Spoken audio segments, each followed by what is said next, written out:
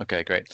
So I guess it's kind of a reintroduction. So in case anyone missed at the beginning, we just had a presentation, but because of I guess different confidentiality reasons, we didn't record that session. But we're saving a lot of the Q&A as well for the end. So I guess we're reintroducing this for the sake of the recording.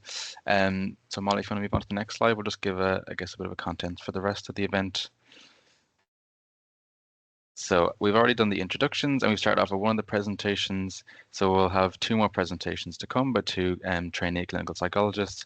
We'll also have some general reflections from myself and Molly. We're both trainee clinical psychologists as well. And we'll hopefully have time for a Q&A at the end. There's just a quick note, I guess, to say to keep putting in questions into the Q&A and upvote the ones that you would like to answer at the end. I guess we might have a few questions, so make sure you upvote the ones that I guess that are most popular. And I guess just a quick note to say that I guess we're all trainee clinical psychologists. We're not, I guess, experts. We're only kind of experts in our own experience, and we don't necessarily represent the universities that we go to, but we're just kind of sharing our own research experience here. So Molly, if you want to go to the next slide. So I'd like to introduce Ella. If you want to, I think, are you sharing your screen or do we have slides for you here? I'm happy if you guys keep showing the slides. Great. I'll hand over to you, so Ella. Thanks. Thank you.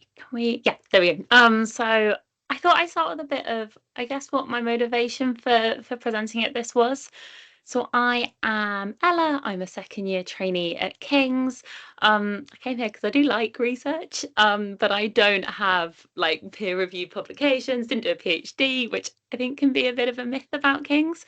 So I guess I wanted to explain what I did pre-qualified, both at university and as an assistant, as it might kind of give people some ideas of different ways you can kind of make use of being either at university or as an assistant. So yeah, next slide, please. So I'll be quite brief on the university side, as I think spending more times in the kind of NHS jobs would be more useful. But I did my undergrad at St Andrews, and my first 2 years I didn't do anything specifically research related, just did my degree. But in my third year, I studied abroad in California, and part of that was in America. I suddenly realised it was actually quite normal to be an undergrad research assistant. So this was voluntary, and I basically I think I sent like 10 different labs emails that I thought were vaguely interesting looking. And the one that got back to me was the social cognitive development lab. So all this meant was, as an undergrad, I would spend like an afternoon a week testing children, just at like their local aquarium. So it was a really nice way to get involved in like recruitment, how you consent children and their parents for them to take part in our research. Meant I sat in on our weekly like lab group meeting. I understood how a lab group worked from going to those. I also proofread a lot of the papers, so that meant I both saw papers before they were published, but also like the responses we give back to journals. So it gave me a really nice insight. I'm like, oh, this is how research actually works. And whilst I think this was quite specific to being sort of in California and America, when I came back to St Andrews, I kind of realised, oh, this can happen in universities. Many labs do have space for undergrads to come and help out. So I think it was more kind of if anyone is at university, you're in a place where there's lots of research going on, it probably doesn't hurt to reach out to different groups. I came back from California because COVID happened. So I finished up my degree with various lockdowns. So I couldn't test any participants. So my undergrad dissertation was just a meta-analysis, really small one, but looking at something that's kind of clinically relevant. And I went and kind of tried to speak about it. BPS had undergrad conferences that were all online. Again, I just kind of looked about to see where I could talk about what I did.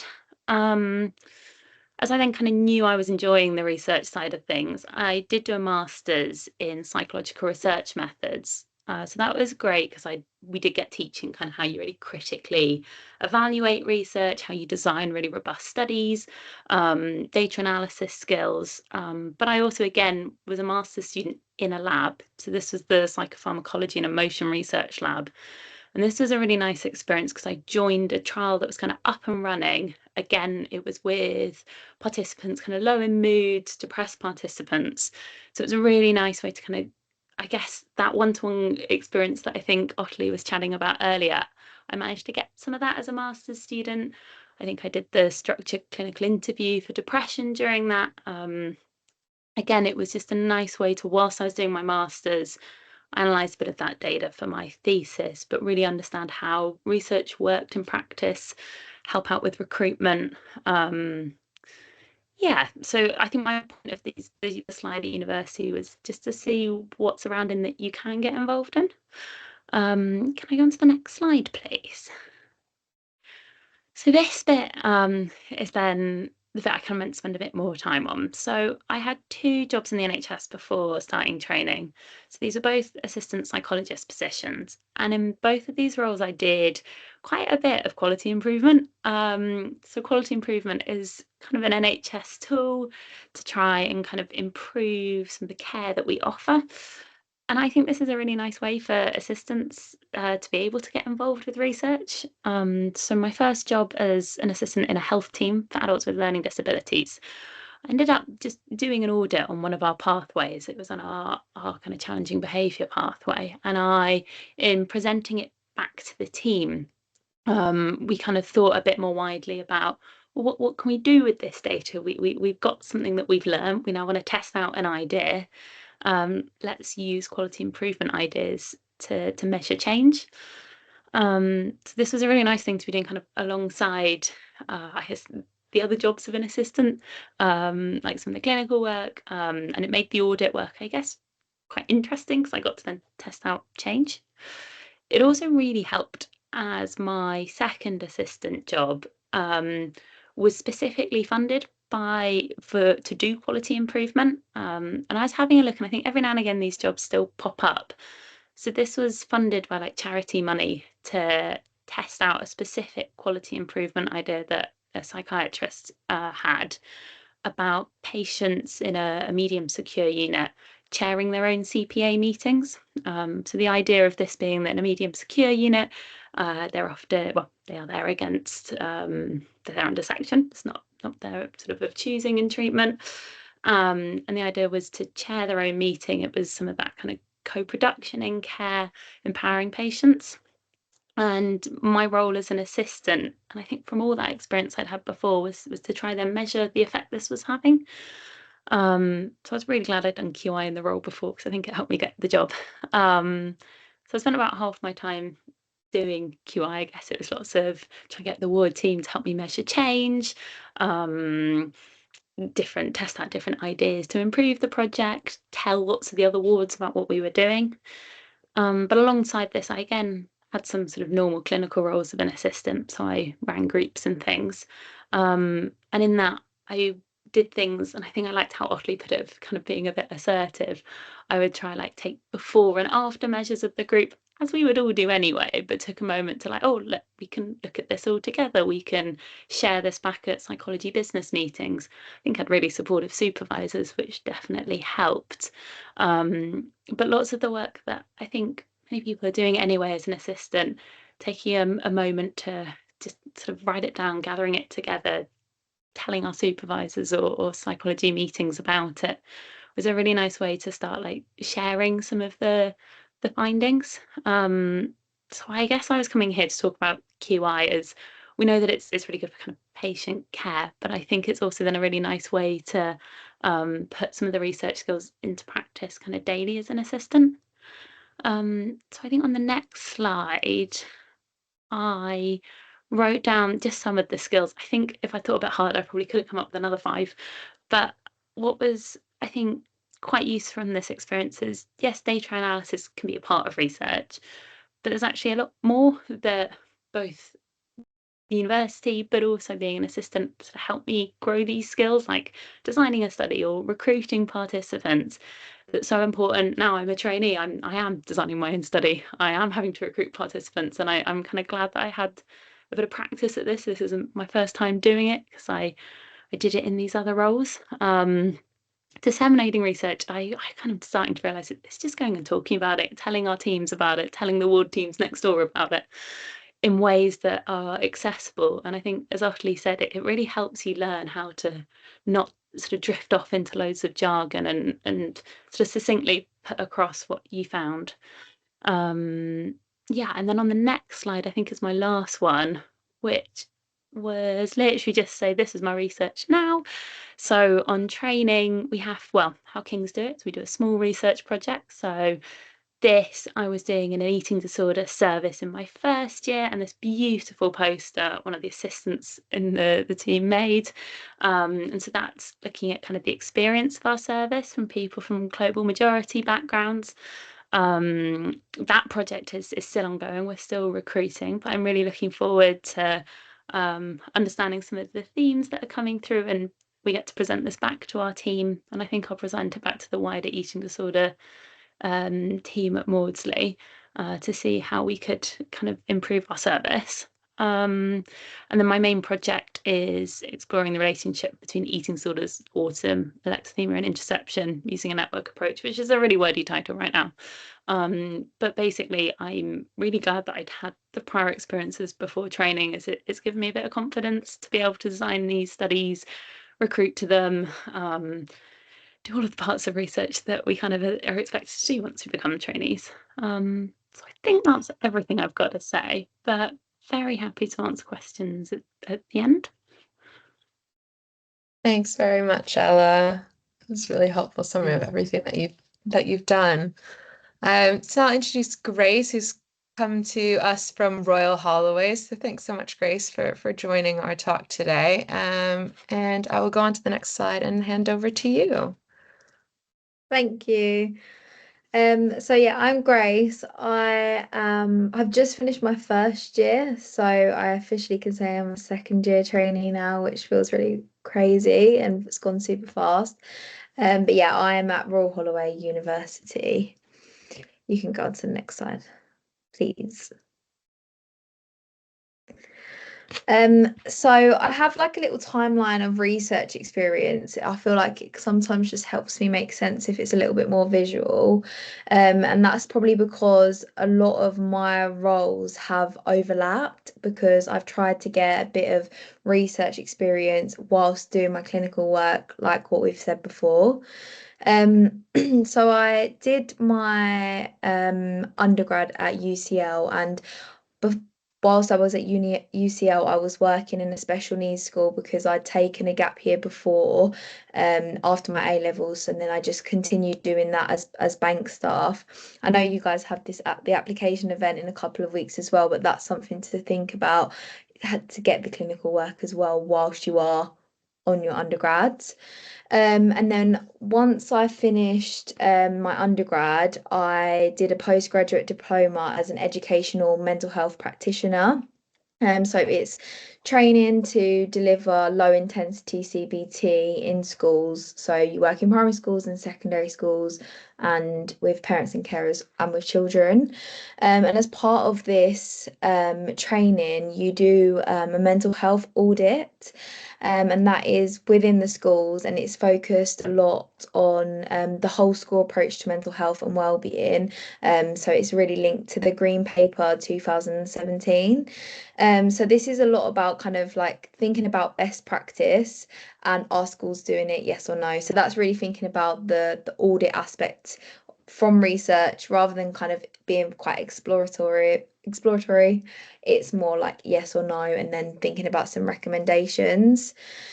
And then I just wanted to say, when throughout kind of like my as an EMHP and also when I was an assistant psychologist,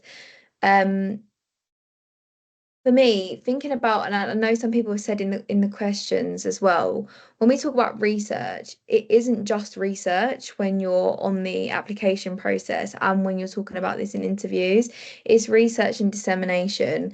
And so this is thinking about how do you share information.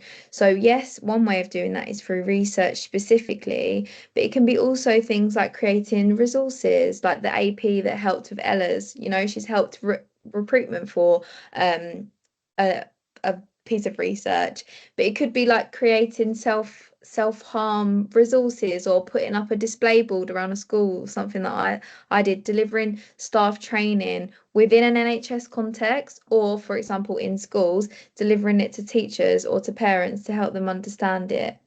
A big thing is co-production, and I'd say that I tried to do that throughout, and the NHS love talking about co-production. They love co-production because it really is about how can you support people who are experiencing the service. You know, you can't, it's coming from, instead of having this really top-down approach, to just like working with the people there. So when you're either someone, you yourself might be part of the co-production, but not from a research perspective. So you can say you've been involved as someone who was a participant or through co-production as well. And then once I finished that, I was like, okay, I need more research experience. I also want more research experience. So I just reached out to one of my lecturers from my undergrad at UCL. She then linked me into her wider research team at King's, and I'm still involved with King's research now because I just really enjoy it. And I got involved with multiple projects focused on eating disorders within SLAM, a lot of co-production, so working with parents and carers, young people and services themselves. And again, that is the co-production, co-designing, co-producing interventions and research. So that was my honorary kind of research assistant role that I did whilst I was qualified as an educational mental health practitioner, and when I was an assistant psychologist, and I still just can't quite let go yet either. And then I won't talk too much about QI training, but I did do the QSIR training is funded by the NHS. You can get onto it. There's 2 levels. One is on ESR if you are already working in the NHS, and then you can ask for further training in that. And I put that on additional training or experience in my application, but you don't need training to get involved in audits. And what I did was about waitlist reduction. So as an AP, part of my role was managing one of the waiting lists. So thinking about allocating to clinicians, and I was really interested in groups, and I felt like I was basically glorified admin, and I really wanted to get experience clinically as an AP. So I was saying about kind of, can we set up some groups here, and can we offer it to people on the waiting list and do it as APs and trainees. And then we realized that actually by delivering the groups that some people didn't end up going on for further individual treatment, and it helped reduce the waiting list. So then I presented that, and I ended up winning an award within the trust for that. So that was also good to put on my application form. Next slide, please. So I kind of said a little bit about this, about dissemination is sharing information. And I really want to get that across, because like what Ella said, I don't have a PhD either. I didn't even do a master's. I couldn't afford to do a master's, which is why I was really grateful for the NHS kind of funded like PWP, EMHP role as well. A couple of people have asked about how to add experience. So if you're doing a master's or you've done a master's, you can still go back and be like, I'm really interested in publishing this. I look up some journals that you feel like your research might fit into, and speak to the supervisors about whether this is something that you can do. If it isn't published, you could add in press. So just go to APA 7 guidelines of how to do this, if it's not a published paper yet, or manuscript in preparation if you've not even kind of submitted it to a journal yet. Structure how it feels comfortable to you. So like when I did my application, I did have like a paragraph at the end of my main kind of like personal statement bit, and in that I spoke about kind of the co-production and the QI work that I did, clinically relevant, like more clinically kind of role of research, and speaking about like key skills. So it's not just like, I did this as a research assistant and I was involved in research. What about your research was you involved in? I was involved in data analysis, and this helped me to understand blah blah blah. I know this is more of the application talk that's going to come up, but just to say as well, in the research and dissemination section, when you do the APA reference, or put staff training, or put I created resources, if you're doing the APA citation, say what what author you was. Like, as a second author, I did this. Don't just say what it was.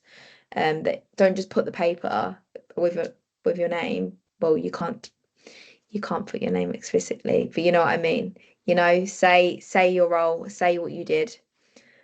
Have I got another slide? I'm trying to speak as fast as possible. Yeah, and then just thinking about it in terms of in the interview, they could ask you about a piece of research you've been involved in, and this is just really thinking about the process, go through how a paper is set out. Think about like how it was presented earlier. I looked at the literature, then this was the methods, this was the analysis. Think about it critically, evaluate it as well. And the same for they might ask for a piece of research you've read recently that's interested you, and then speak about it in the same way, but also say, you know, why did I read this paper about autism? That's because as an assistant, this is something I was interested in. And yeah, I just wanted to say, you know, some unis, I interviewed at 3 unis this year, so they did do it differently. Some actually present a graph, and to kind of interpret that and think about variables. Some may actually give you a bit more of a scenario and then ask you to design a study. So you really kind of, when you get to interview, really kind of brush up on that undergrad knowledge of like the key variables, how to design a test, and key limitations and analysis based on variables. Yes, I think that's it. Great. Thanks. Thank Thanks you. so much, Grace. That was really comprehensive. I really liked the emphasis on, I guess, non-traditional research, like talking about staff training dissemination, because it often gets unnoticed on how to actually put that into applications as well. But it's really good to see as well the different roles you had and how to get research in all the different roles, because yeah, I guess it's useful to know at which stage of your career you can get different experience. It kind of overlaps, I guess, with my experience. So me and Molly just wanted to go through our own research experience as well and touch on some general points, but I feel like most of this has already been touched on by the presentations because I guess they've been so comprehensive already. I guess just a bit about my own research experience. So similar to what's been already said, so I got some research experience in my undergraduate and master's degrees.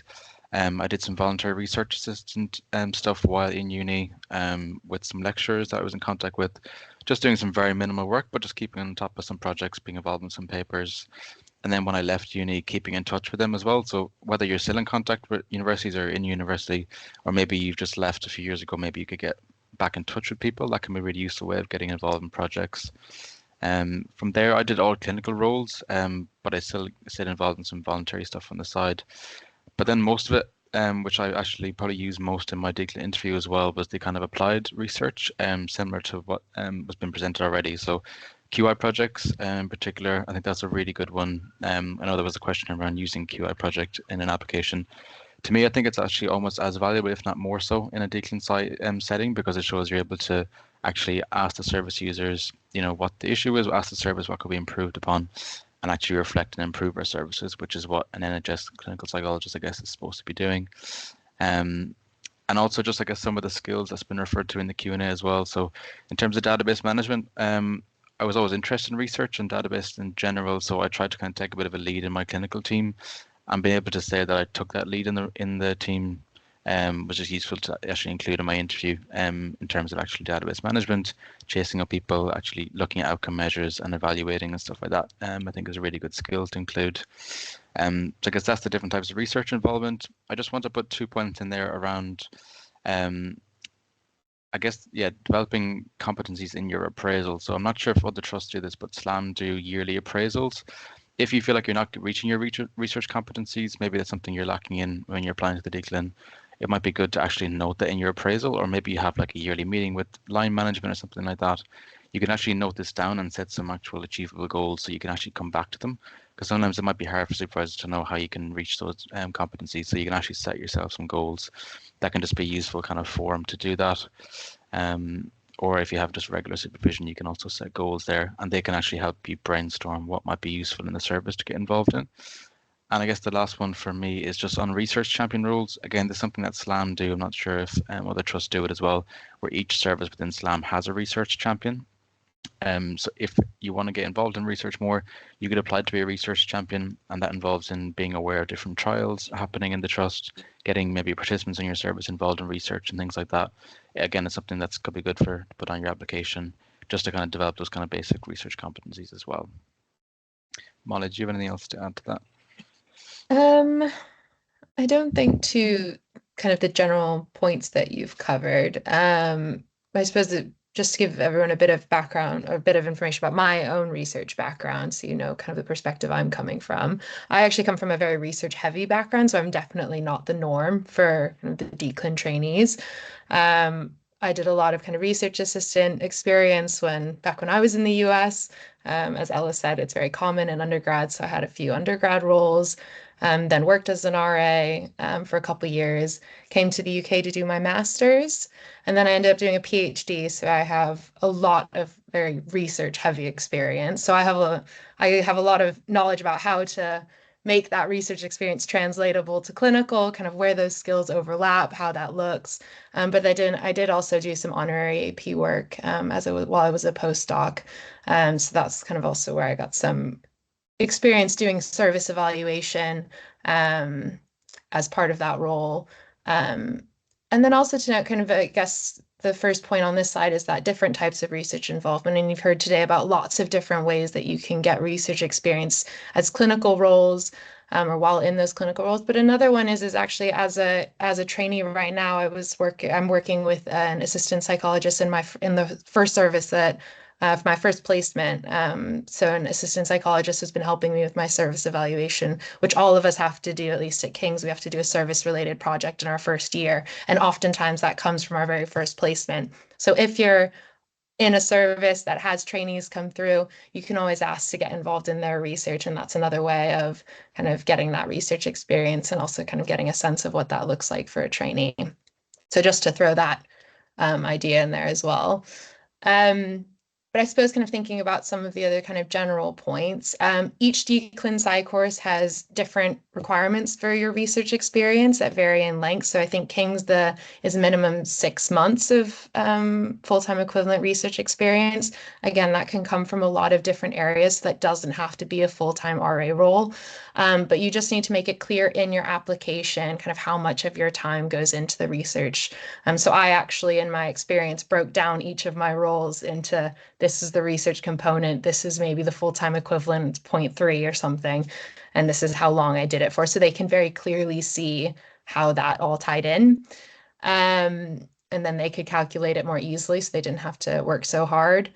But also that means that as you're choosing what courses to apply for, if you don't have a wealth of research experience, you may want to choose universities that have lower requirements. For me, I chose the universities that there are some universities that needed a year of clinical experience, and I wasn't sure if I hit that. So I chose ones that only needed 6 months. So you could do the reverse, for example. So it's also thinking as you're choosing where to apply, looking at those requirements and selecting where you want to go based on that.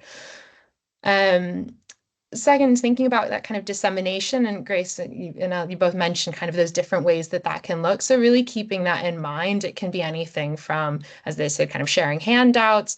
Some services will have, or kind of trusts will have research events like poster presentations that you could get involved in, or local events where you can present some research or evaluation that people have done. So that definitely counts as or dissemination. Writing blogs, I had to do that in my PhD, or writing, tweeting about my research, that's dissemination. Any way that you're getting your research out there to the public or the service users, anything like that counts as dissemination. But those aren't publications. So in the section where it asks for publications, just make sure that you're only putting kind of peer-reviewed publications in there. And it's okay if they're not fully published, if they're under review. Some universities won't count it, but don't worry about that. It still demonstrates that you've gone through that process and you have that experience of preparing a paper. So still write it in there because it's worth demonstrating that. And I've kind of touched on this last one of making it clear how your experience meets those requirements. So using some of that language, using the word dissemination, for example, or using the word analysis, evaluate, just so that the reviewers or the people on the application committee can really see very clearly. They don't have to kind of dig for that experience, because they are looking through a lot of these, so make it as easy as possible for them. That's everything for me. Nathan, do you have anything to add for those last three? No, not really. I think maybe just actually attending conferences, and you don't even have to be presenting, but just attending. And again, just something came to mind that I remember putting on my application. Grace, did you have anything to add?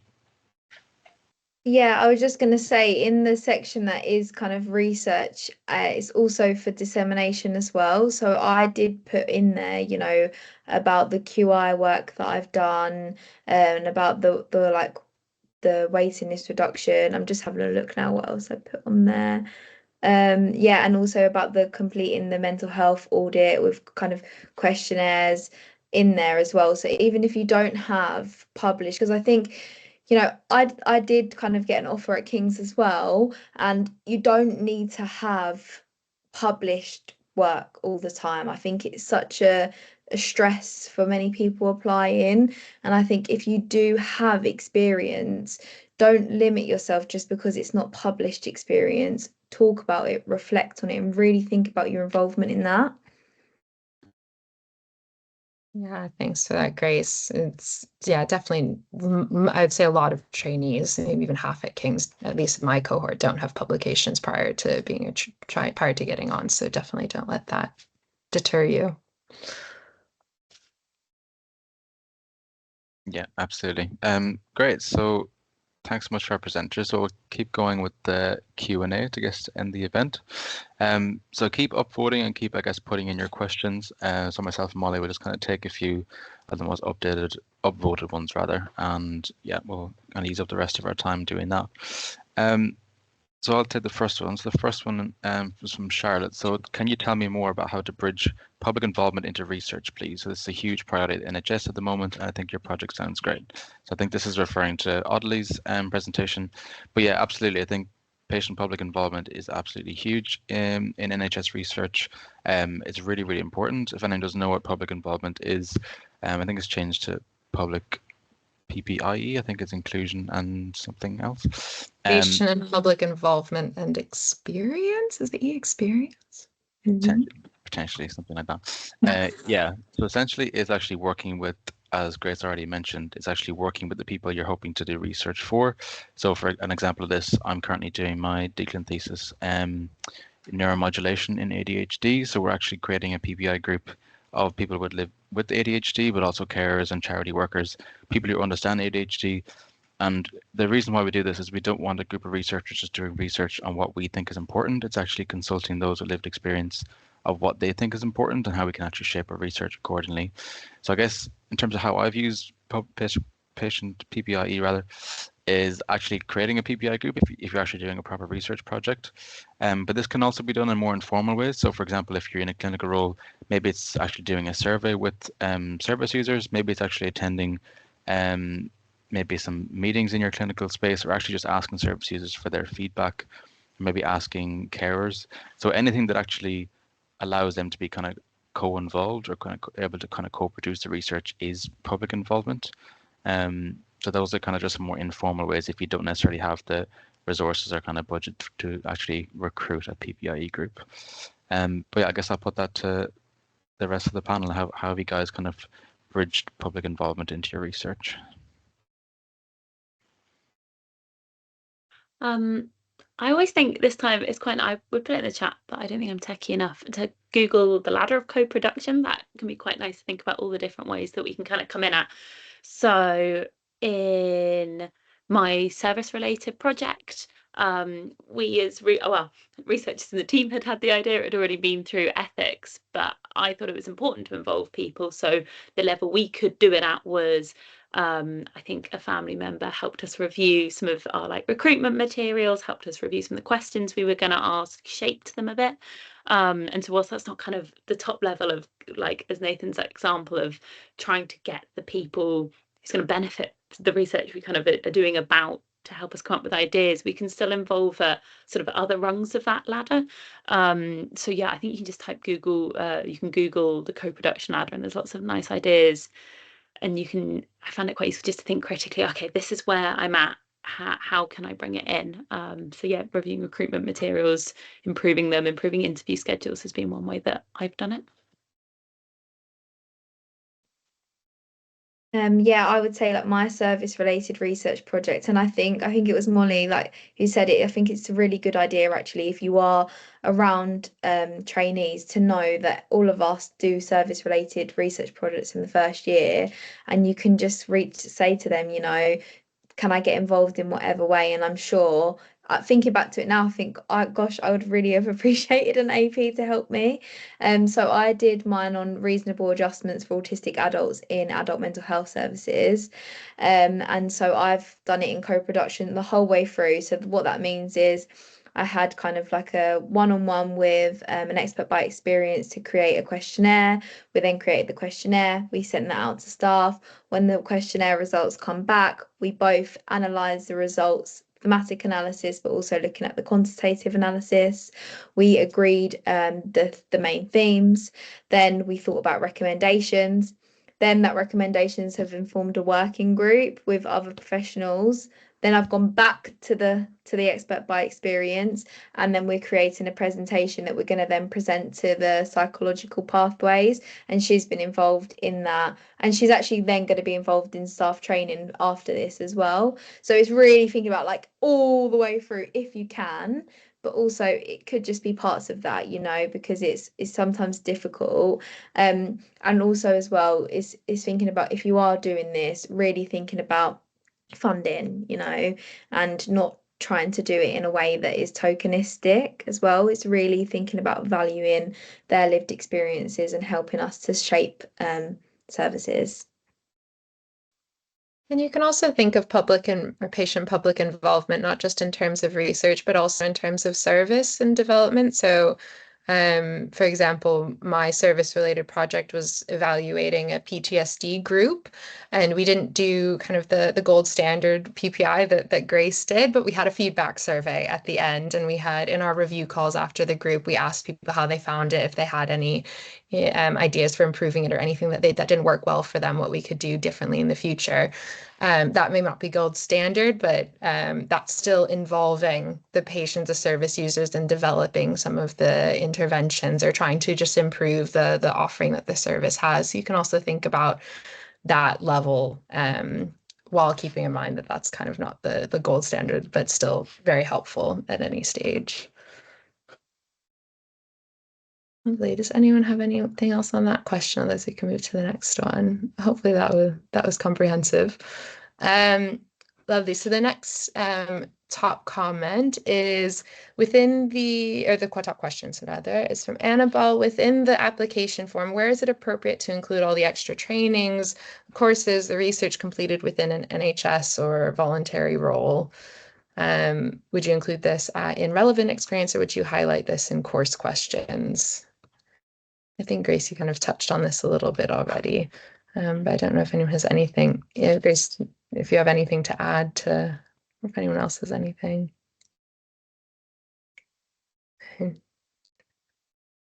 I've realized that actually since I applied, I'm a third year trainee. So since when I applied, the application has changed. So ignore what I said about the publication section earlier. I think that they must have gotten rid of that, and it's not just disseminations. So I can't speak to this, but you mentioned maybe adding to other experience, but kind of depending on how relevant it is, you could add it in the main application as well, if you'd like to reflect on it there. In my other experience or the equivalent section, I definitely added all my trainings, every course that I'd ever done that was related, like mental health first aid, I just threw in. I mean, as long as you fit the word count, I don't think that there's any harm. So yeah, I would say go for it. The worst that can happen is they don't count it, but you know, at least it's there. Yeah, I think I put like the research relevant stuff within the research and dissemination if it was relevant, particularly like the voluntary role stuff. Any training or courses stuff, I think I tried to like condense, I guess we're getting into more of the application stuff, but I tried to condense the experience I had for each role and did it in like bullet points just to kind of condense it, so I tried to like fit more in. But you can like have in, like, for example, training or staff training, whatever you did, and just kind of put in brackets what you did, and that's kind of a good way just to kind of include as much as possible within there as well. It's always a bit of a push and pull as to what you can kind of squeeze into the application with the word count these days. I'm not sure if Grace and Ellie had anything else. Yeah, I was going to say, like Nathan said earlier about attending any conferences, you can also put that in the other experience as well.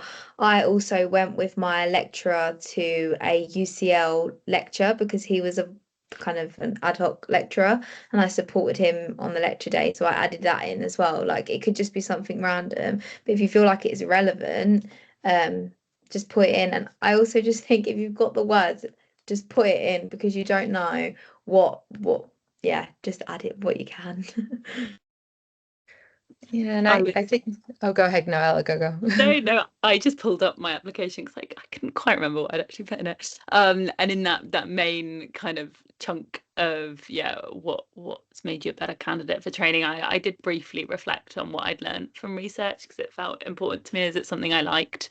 And then similarly in the publication and dissemination resulting from your work, I tried to list as much as I could, but I think as Grace said, being as specific as possible. This was the thing that I did, or this is what I learned from it. So yeah, I suppose I did put it in both bits.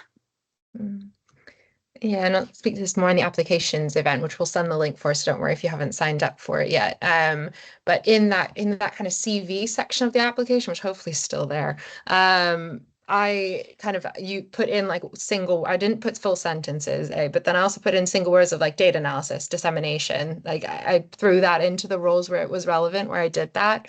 So that's another way that you can kind of put that research, things that you've done to show what roles kind of that applied to, where you got that experience from. So that's another kind of very basic way to show that experience. Great.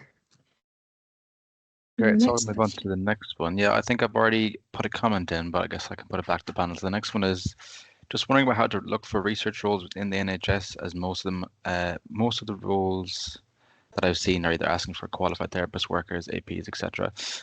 So there should be research assistant roles that are out there.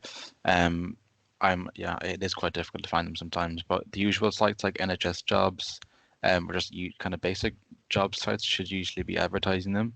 I do think specific trusts can have their own jobs section as well. I know SLAM have their own SLAM jobs, which you can look through. Also, looking through universities as well. So King's and SLAM have quite a good partnership, and I'm sure as other universities have as well, with their kind of respective trusts. You could actually look at the university website to see if they have any roles which might do applied work into the NHS.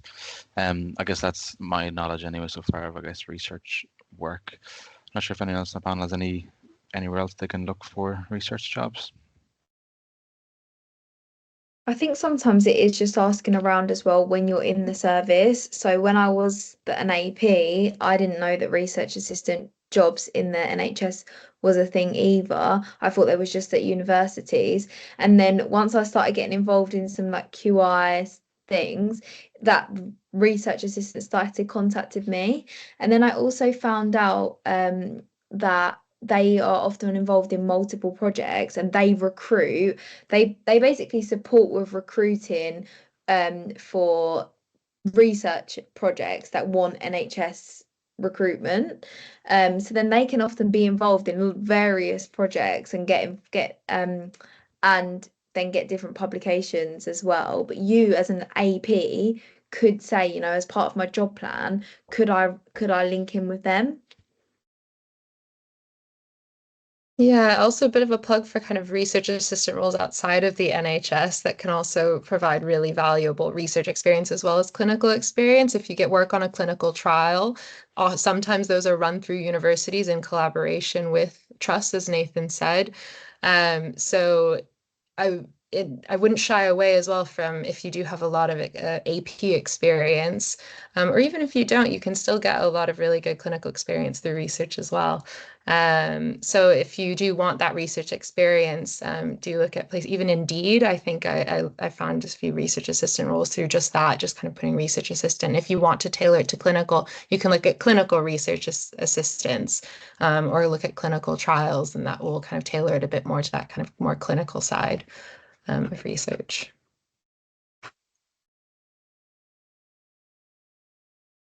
Right. The next question is, any tips for how to, as an AP, get involved in research in a service that prioritizes clinical interventions? Yeah, I mean, hopefully we kind of covered this already in the presentation. But yeah, I think if it's a service who really prioritizes and really values it, I think that's a really good place to actually do research in terms of actually evaluating. So an example of this is maybe you're involved in a service that does a group, or maybe you're running or helping run a group.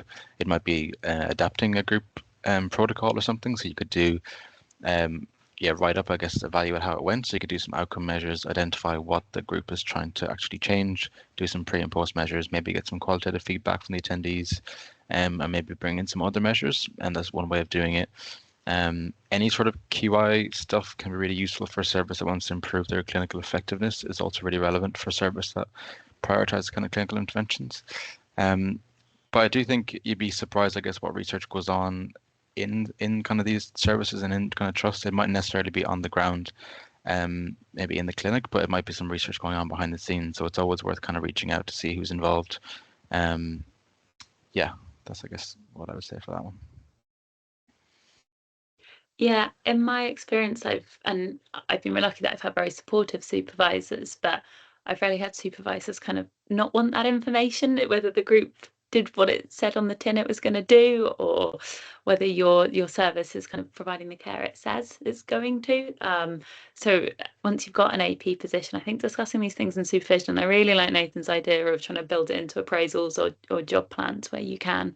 But supervisor, I think as Ashley was kind of saying, like when clinicians get really busy, the stuff still needs to happen. And so having APs who are quite keen, or as she said, kind of assertive, to be like, I want this experience, let me get involved. I think, yeah, bringing it to supervision is a really valid way to try ask for that.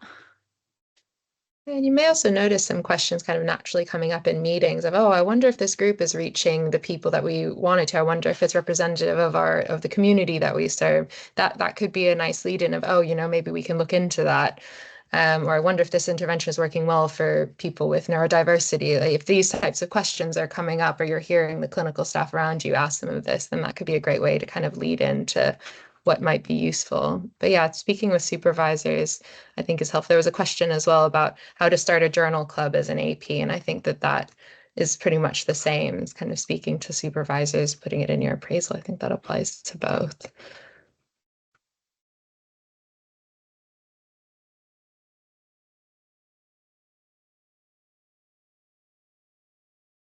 Great. Let me see what the next one is. I think you've already touched on the journal club one. How do you go about keeping in touch with lecturers and staff from university/places of work? This is something I know a lot of people struggle with. So again, I added a comment on this, but I guess from my experience is just, if you do have the same contacts, whether they're all supervisors, if you have all email addresses, just kind of getting back in touch. I guess the worst thing they can do is like not respond or say there's nothing really available.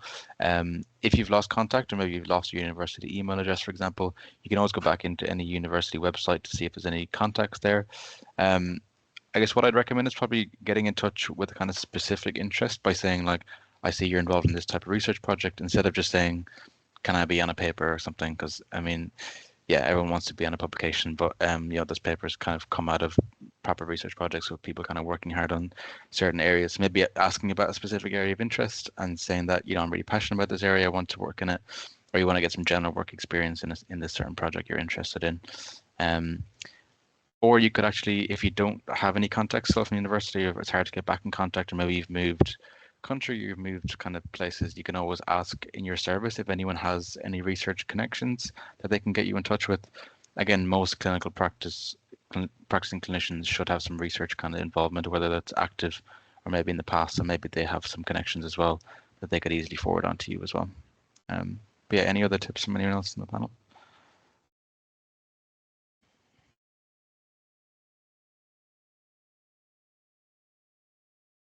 Yeah, I think just go for it. As Nathan said, the worst that can happen is they don't respond and you're in the same place there. It's a bit nerve-wracking, but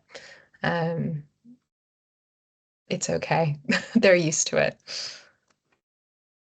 I was thinking about and yeah, this is my example from America, but when I contacted undergrad research labs, I genuinely think I contacted about 10, and I think 3 or 4 did get back to me saying no. One said yes, and the other half didn't respond at all. But I think it's part of that. I lost nothing in no one responding, and you're right. It takes a moment to kind of pluck up the bravery to kind of email people, but it really was helpful. So I would recommend, yeah, as Nathan said, being specific and sort of saying what skills are that you can bring to help, but just going for it and sort of sending some emails out. I would also just like make sure you introduce yourself and remind them, how you know them, especially if it is linking to someone from an undergrad or master's course. Don't just assume that they remember because there's just so many students.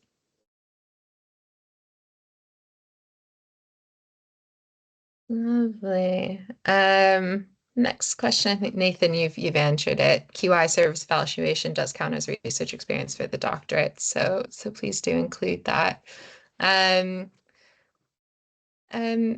So the next question is, if you want to add a service audit or evaluation to the dissemination question on the application, do you need to present it as an APA citation? And again, my application was different, but I would guess that for the dissemination question, you're more talking about how you spread the word about it rather than what you did exactly. Is Ellen or Grace, did either of you have the new application? Could you speak to that one?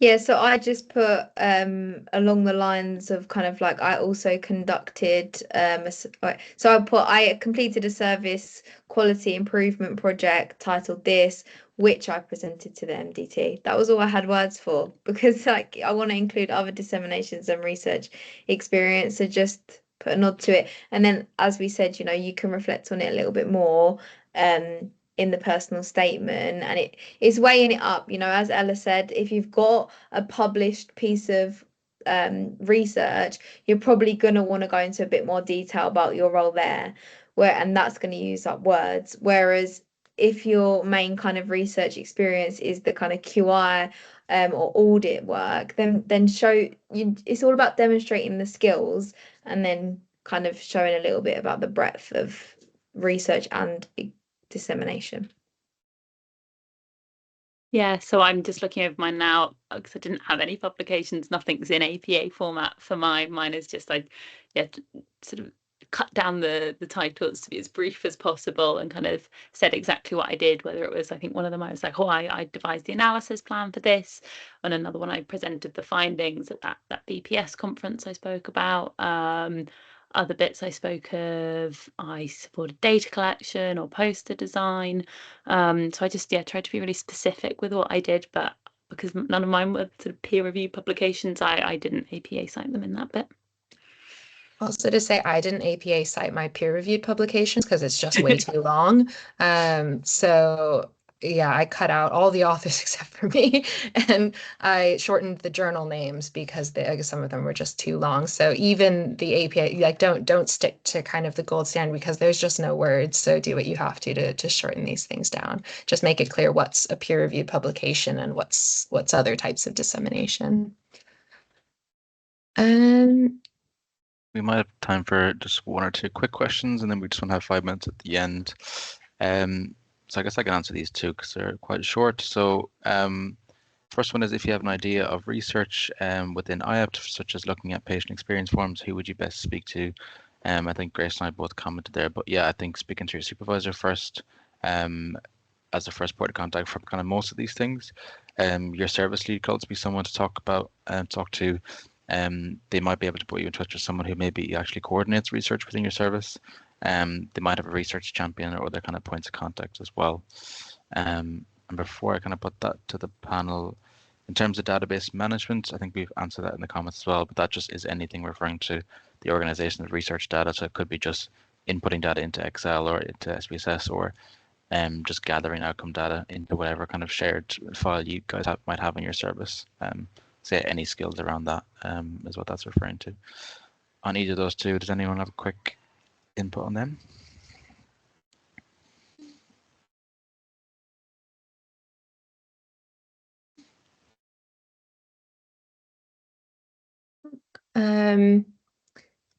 Quickly, just about there's a question about research case studies where you're not a named author, but you wrote them. The university's the named author. I would definitely put them there. They might, mention that you're the author. That's quite strange to me. I've never seen that before. But yeah, put them as research and dissemination. If it's not peer reviewed, then just make that, I suppose, clear. If it's just kind of publishing case studies without feedback from other researchers, then just make that clear. But then, yeah, you wrote them. Put that as your experience. Absolutely. Okay, this one might be quite relevant. Someone asked, I found it very hard to get an RA job or interview as I've mainly worked as an AP. Any tips for applying for RA posts? I can speak a bit to this. There's a lot of relevant experience in AP roles. I would really look at the job descriptions and see what types of skills they want. Often things like database manage, so talk about how you've entered data in clinical roles. You may have to do clinical record keeping. That counts as data entry. If the research has anything to do with contacting participants, recruiting participants, you can talk about your people skills in a service, ability to kind of reach out to people, being connected to the NHS if it's an NHS role. I would kind of look through the job descriptions and then just make sure that your application kind of directly touches on every one, and you have kind of a brief example of how your experience directly translates to the skills that they're looking for, because there's so much that overlaps between the two. And if you don't have oftentimes RAs, you don't have to do analyses. So I wouldn't let that kind of hang you up. But if it does, then you can mention if you're teaching yourself or if you've done anything in undergrad, kind of pulling on some of those experiences as well. But yeah, that's the main thing, is just kind of looking at what the job description is asking for, and then just making sure that you demonstrate that in your application. But really, there's so much that overlaps that you can pull from. So I hope that kind of gives you some idea of how to frame it, and talking about it from that research side. Unfortunately, we can't unmute people, so if you have a question on that, you can go to the question that I've read out and comment, and we can try and answer in the comments.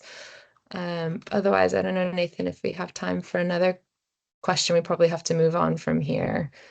I don't know if there's any other quicker ones, but yeah, in terms of any sort of advice for interviews, I think, as Molly said, actually just downloading the job description, make it as easy as possible for them. They're literally going to rate you how closely you meet the job description, and just make it really easy, and pull in any experience that you have and reflect on it. That's my main piece of advice. Same to yours, Molly. Yeah, and don't worry about be a bit shameless. Like if they say, "Oh, I want someone who's very detail oriented," use the word detail oriented. You may have to then kind of give a brief kind of example of how that backing that up. But yeah, I would just use those descriptions as well.